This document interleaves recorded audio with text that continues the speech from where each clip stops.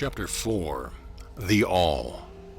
Under and back of the universe of time, space, and change is ever to be found the substantial reality, the fundamental truth, the Kybalion. Substance means that which underlies all outward manifestation, the essence, the essential reality, the thing in itself, etc. Substantial means actually existing, being the essential element, being real, etc. Reality means the state of being real, true, enduring, valid, fixed, permanent, actual, etc. Under and behind all outward appearances or manifestations, there must always be a substantial reality. This is the law. Man, considering the universe, of which he is a unit, sees nothing but change in matter, force, and mental states. He sees that nothing really is, but that everything is becoming and changing. Nothing stands still. Everything is being born, growing, dying. The very instant a thing reaches its height, it begins to decline. The law of rhythm is in constant operation. There is no reality, enduring, quality, fixity, or substantiality in anything. Nothing is permanent but change. He sees all things evolving from other things and resolving into other things, a constant action and reaction, inflow and outflow, building up and tearing down, creation and destruction, birth, growth, and death. Nothing endures but change. And if he be a thinking man, he realizes that all of these changing things must be but outward appearances or manifestation of some underlying power, some substantial reality. All thinkers in all lands and all times have assumed the necessity for postulating the existence of this substantial reality. All philosophies worthy of the name have been based upon this thought. Men have given to this substantial reality many names. Some have called it by the term of deity under many titles. Others have called it the infinite and eternal energy. Others have tried to call it matter, but all have acknowledged its existence. It is self-evident. It needs no argument. In these lessons, we have followed the example of some of the world's greatest thinkers, both ancient and modern, the Hermetic masters, and have called this underlying power, this substantial reality, by the Hermetic name of the All, which term we consider the most comprehensive of the many terms applied by man to that which transcends names and terms. We accept and teach the view of the great Hermetic thinkers of all times, as well as of all those illumined souls who have reached higher planes of being, both of whom assert that the inner nature of the All is unknowable. This must be so, for not by the All itself can comprehend its own nature and being. The Hermeticists believe and teach that the All, in itself, is and must ever be unknowable. They regard all the theories, guesses, and speculation of the theologians and metaphysicians regarding the inner nature of the All as but the childish efforts of mortal minds to grasp the secret of the infinite. Such efforts have always failed and will always fail from the very nature of the task.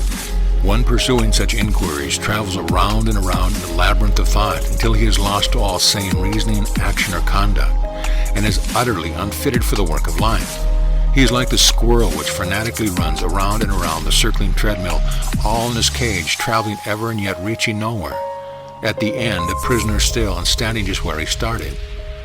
And still more presumptuous are those who attempt to ascribe to the All the personality, qualities, properties, characteristics, and attributes of themselves, ascribing to the All the human emotions, feelings, and characteristics, even down to the pettiest quality of mankind, such as jealousy, susceptibility to flattery and praise, desire for offering and worship, and all the other survivals from the days of the childhood of the race.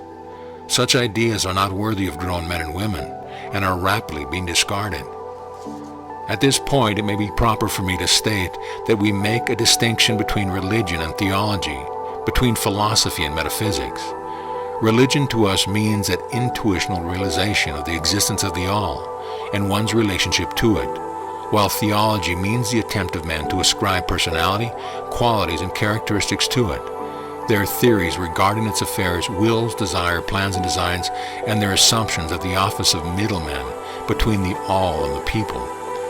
Philosophy to us means the inquiry after knowledge of things knowable and thinkable, while metaphysics means the attempt to carry that inquiry over and beyond the boundaries and into regions unknowable and unthinkable, and with the same tendency as that of theology. And consequently, both religion and philosophy mean to us things having roots in reality, while theology and metaphysics seem like broken reeds rooted in the quicksand of ignorance, and affording naught but the most insecure support for the mind or soul of man. We do not insist upon our students accepting these definitions. We mention them merely to show our position. At any rate, you shall hear very little about theology and metaphysics in these lessons. But while the essential nature of the all is unknowable, there are certain truths connected with its existence which the human mind finds itself compelled to accept. And an examination of these reports form a proper subject of inquiry, particularly as they agree with the reports of the illumined on higher planes. And to this inquiry we now invite you. That which is the fundamental truth, the substantial reality, is beyond true naming, but the wise men call it the all, the Kybalion. In its essence, the all is unknowable, but the report of reason must be hospitably received and treated with respect, the Kybalion. The human reason, whose report we must accept so long as we think at all, informs us as follows regarding the all, and that without attempting to remove the veil of the unknowable. 1. The all must be all that really is. There can be nothing existing outside the all, else the all would not be the all. 2. The all must be infinite, for is nothing else to define, confine, bound, limit, or restrict the all. It must be infinite in time or eternal. It must have always continuously existed, for there is nothing else to have ever created it. And something can never ever evolve from nothing. And if it had ever not been, even for a moment, it would not be now. It must continuously exist forever, for there is nothing to destroy it. And it can never not be, even for a moment, because something can never become nothing. It must be infinite in space. It must be everywhere, for there is no place outside the all. It cannot be otherwise than continuous in space, without break, cessation, separation, or interruption. For there is nothing to break, separate, or interrupt its continuity, and nothing with which to fill in the gaps. It must be infinite in power, or absolute, for there is nothing to limit, restrict, restrain, confine, disturb, or condition it. It is subject to no other power, for there is no other power. 3. The all must be immutable, or not subject to change in its real nature, for there is nothing to work changes upon it, nothing into which it would change, nor from which it could have changed. It cannot be added to nor subtracted from, increased nor diminished, nor become greater or lesser in any respect whatsoever. It must have always been and must always remain just what it is now, the all. There has never been, is not now, or never will be anything else into which it can change. The all, being infinite, absolute, eternal, and unchangeable, it must follow that anything infinite, changeable, fleeting, and conditioned cannot be the all. And as there is nothing outside of the all in reality, then any and all such finite things must be as nothing in reality. Now, do not become befogged nor frightened. We are not trying to lead you into the Christian Science field under cover of Hermetic philosophy. There is a reconciliation of this apparently contradictory state of affairs. Be patient, we will reach it in time. We see around us that which is called matter, which forms the physical foundation for all forms. Is the all merely matter? Not at all. Matter cannot manifest life or mind, and as life and mind are manifested in the universe, the all cannot be matter. For nothing rises higher than its own source. Nothing is ever manifested in an effect that is not in the cause.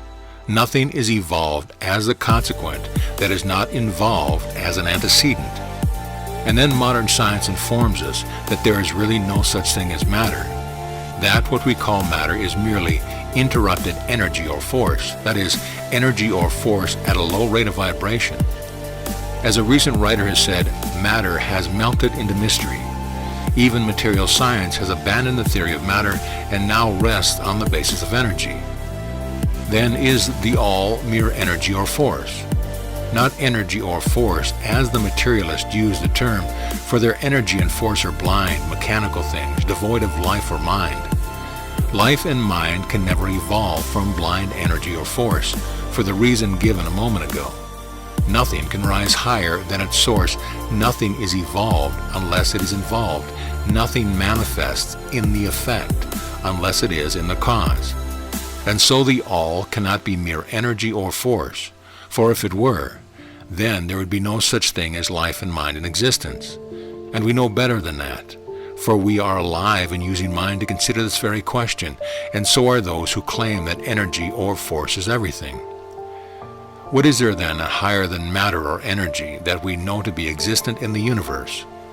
Life and mind. Life and mind in their varying degrees of unfoldment. Then you ask, do you mean to tell us that the all is life and mind? Yes and no is our answer. If you mean life and mind as we poor petty mortals know them, we say no, the all is not that. But what kind of life and mind do you mean, you ask? The answer is living mind, as far above that which mortals know by these words as life and mind are higher than mechanical forces, or matter, infinite living mind as compared to finite life and mind. We mean that which is illumined souls mean when they reverently pronounce the word spirit.